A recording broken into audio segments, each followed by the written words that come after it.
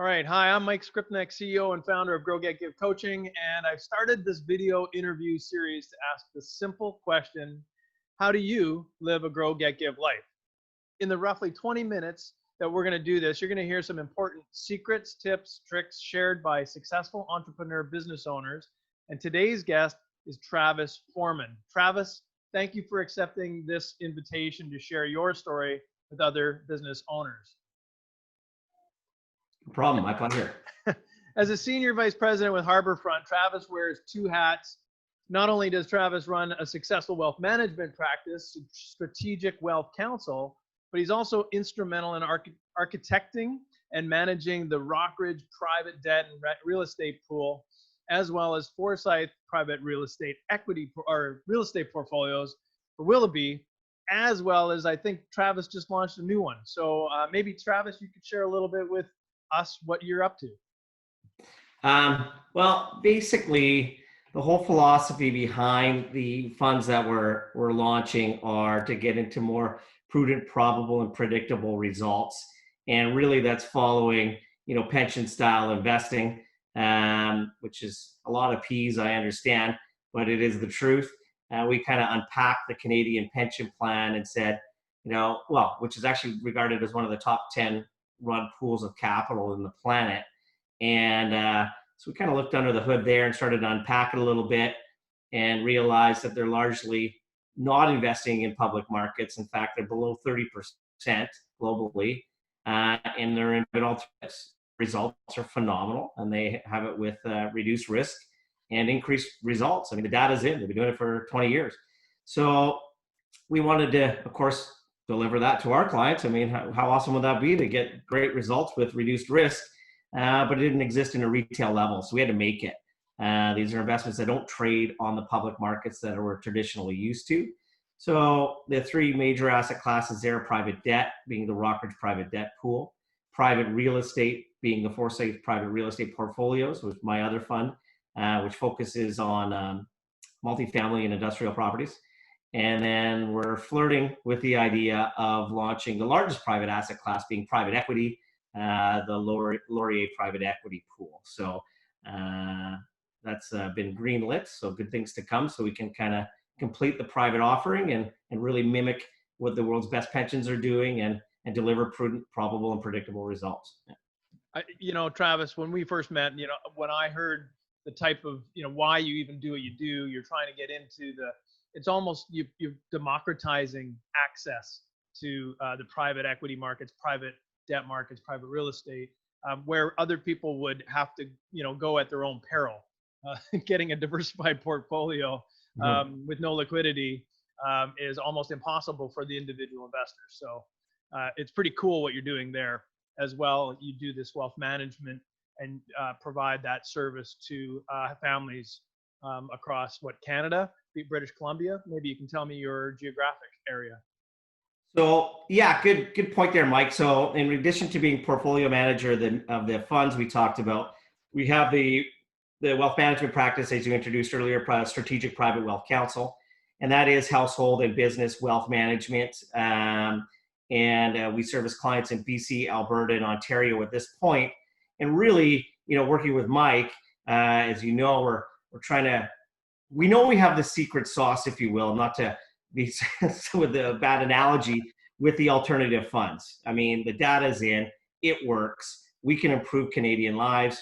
So therefore, it's all about learning how to scale and help as many Canadian households as possible without, of course, sacrificing our service commitment, right? So one of the things that we're working on together is learning how to scale, not sacrifice that service, and hire the right bodies to kind of share the message, if you will. Kind of sound like a prophet, but I'm passionate about what I do, and I know it works. So we gotta get the P words abound. And here's another one. So my life and business philosophy is outlined in my recent 3-volume book, Entrepreneur Secrets to a Grow, Get, Give Life. And in it, I share over 90 secrets for ensuring entrepreneurs find success by teaching them better ways to grow their business, get more freedom, and give back. When you consider growing your business, what unique wealth creating or marketing secrets from a business owner standpoint would you say have made the biggest impact for you? I wouldn't say it's basically a secret by any means, but we lead with education, right? So whether that's getting out there into the public and just doing a public event at a local university or a golf club or what have you, it's not a new form. Or we do client events where we do, 1+1, client bring a friend, and these types of things. So we can always lead with education because we're so passionate about what we do. We want to teach people, and because an informed client is a happy client, right? They know what they bought, and they know what they have. I think the unique talent would be, and I won't take credit for this. I've worked with many public speakers over the years. Even our CEO Danny Popescu. A couple of our colleagues, David Gilman, Wes Ashton, Tom Gilman, myself, and we've literally delivered hundreds and hundreds and hundreds of public speaking events. And when you're in front of a room and you're passionate and you've got that little bit of polish, I mean, you're a great established public speaker yourself. You can get that message across to people and get them motivated to say, hey, listen, I want to talk to this person and ultimately trust them with life savings. And that's a unique talent to be able to do that in front of a room. I would just say it was just practice, trial and error over 20 years of public speaking that's been able to get us to where we're. It's definitely a thing, education and information, even now, especially, and you'll probably agree, is now we're on a Zoom platform. You could be presenting and people have all they want on, they just Google it while you're talking and they can tune you out.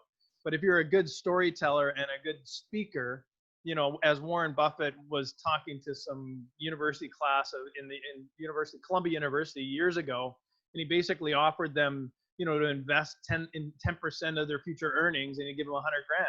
And then he added, and everybody laughed because they didn't even believe him. But of course, he added that if they actually learned the biggest skill that they could possibly learn to increase their value by 50%, which is public speaking, he'd give them $150,000. So that was kind of one of those monumental moments. But you're absolutely right. Public speaking and telling a story that informs and educates is definitely part of it.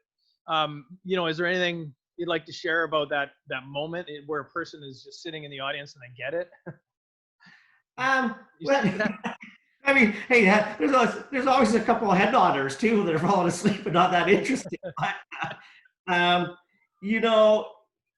Afterwards, when the event is done and people are funneling out, and they get, when they shake your hand and say, I've been to a lot of these events before, you delivered complicated content in a palatable and an understandable format. There's a couple things that registered, all these types of things. And the tail is actually in the tape because at the end of the presentations, we have a comment card and a feedback form and said, what can we improve on, of course, and all these types of things.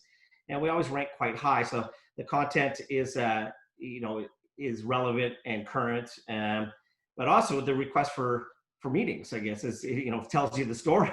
So, right. When 50% of the room or more is saying, hey guys, I'd like to learn more. Here's my phone number. Here's my email address. Give me a call because I need some help, right? And that means that we've done a good job there. I guess the other side of knowing how we're doing a good job is, when we do our client events that are 1+1, right? And of course, clients want to show up. They want to hear the content, even though they know myself and my team and everything else. Typically, people don't want to go to public events by themselves unless they're really kind of like a type A extrovert personality. So they're going to bring somebody, right? Yeah. And typically, typically they're going to bring somebody they care about, right? And what an awesome compliment that is, right? Is they're bringing their dearest friends and their family members to an event that we're hosting on education. But they simply said, hey, these guys have figured it out. I trust them implicitly. And you know what? I care about you, so you need to meet them, right? And that's awesome. Yeah, that is awesome. I mean, when I was in the financial services industry, I spent 7 years doing exactly the speaking, educating, and entertaining side of things. And it is so powerful when you can do that well and engage an audience. So one of the things that happens when you're a successful portfolio manager, you're building a big team and you have success and you're building your wealth management business, of course, is time. You tend to lose it. You end up working a lot. And so one of the you know, the next aspect of my philosophy and my training is getting more freedom, you know, helping people get more freedom. So what are some of the time or energy saving things that you've discovered, or maybe that you're working on, that allow you more time, or that you hope will provide that kind of time you need to enjoy your life? Well, that's the big question. 100%, I don't have any time. And, sometimes I wonder if I'm starting to compromise my immune system and my health a little bit. And, having 2 kids under 2, what an awesome moment that is in their lives. So it's critical that we find more time. And that's one of the things that, of course, Mike, we're working on. I think, the calendar management is critical, sticking to it, creating a behavior that I'm accountable on time management, which gives me that accountability to be with my family on that same time management schedule. Also, our team, if you, as you know me and my colleagues know me, it's all a lot of growth. And with that became a little bit of spider webbing of duties. And, that might even be a bad analogy in the sense that spider webs are probably a little more organized than we were on the team.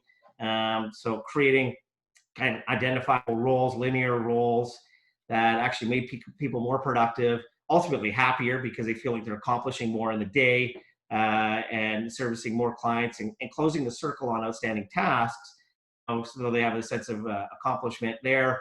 Has definitely been helpful. It's a work in progress. As you know, we're working through that right now. We got a team of 8. But I look forward, we have our weekly meetings, and just we had our weekly meeting yesterday, in fact, and I was saying, hey guys, this is a 3-month process from where we're at, but we're going to chip away at this over time. And even these staff meetings are a little fragmented, but I look forward to where we're going to be in 3 months, and they can kind of see the light at the end of the tunnel. So it's kind of a project that we're all getting behind, which is kind of cool. It's kind of great. When you led with the idea of time blocking, calendar structuring, being accountable, but isn't it wonderful to be accountable to your leisure time, to your off time, versus what is normal for most people, which is they're accountable to the tasks they have to do. So, learning how to do that, building that into your business is absolutely critical for that freedom that you're looking for. So it's kind of fun to think that you're accountable at whatever time or whatever day of the week to turn off. Mm-hmm. It's nice to be, I'm accountable to my own time, which is even better than the tasks that you do every day. And then obviously people, processes and systems, I always say, set you free. And you nailed it. And working with a team, a team of 8 in a dynamic setting that you have, that is often under pressure, is certainly a challenge. So, what are you learning that are some of the best aspects of working with people and getting the most out of them? Well, let me see. It's funny being what I would deem to be a type A and kind of outgoing personality. I know how to grow a business, but nobody ever taught me how to manage people, right? So, and HR, even on a team of 8, is a significant time consumer for sure. And through the exercise that we've been doing with the Colby and then dialoguing about each individual person, do we have them doing the wrong thing? What motivates a money, time off, family? Do they want to be client facing, or do they want to be back office and just 9 to 5 and have their time at home? So we kind of unpacked the individual personalities, I guess, and skill sets, at the end of the day, through that. And, I've already incorporating those Colby results in our dialogue into the staff meetings, creating a sense of culture, and hopefully managing people better and creating happier, more productive employees, which is great. Work in progress. Okay. Well, they always say culture trumps strategy any day. It's always great. And you're a strategist and a planning focused person. You run a business in that way. But ultimately, culture trumps that. When people are all on the same page, when they feel heard or listened to, and it even is perceived. You just have to perceive that someone's really got your back and believe it, and then building that in, it is the reality that you have their backs and you're there for them. Clearly that's your winning recipe for going forward, building that community within your own organization. Mm-hmm. Mm-hmm. So one of the last of the three, grow, get, give.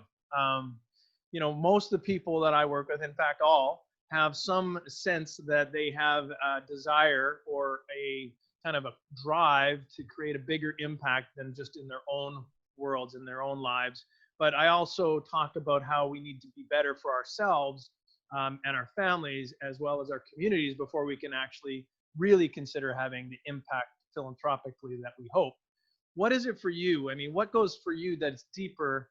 And do you have a drive to make a bigger give or a bigger impact out there in your world? And are you bringing it into your business?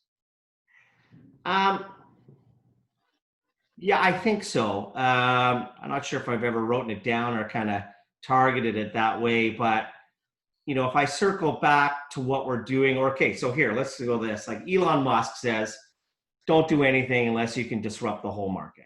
Okay, and he's certainly done that in payment technologies, automotive, space, and all these types of things. He's like, he goes into a sector and changes it, right? Right. For the better, for the most part. Yep. So when we went on this journey down the alternative investment path, being private real estate, private debt, and private equity, that's only available to the pension plans, endowment funds, and the ultra rich, if you will, in Canada.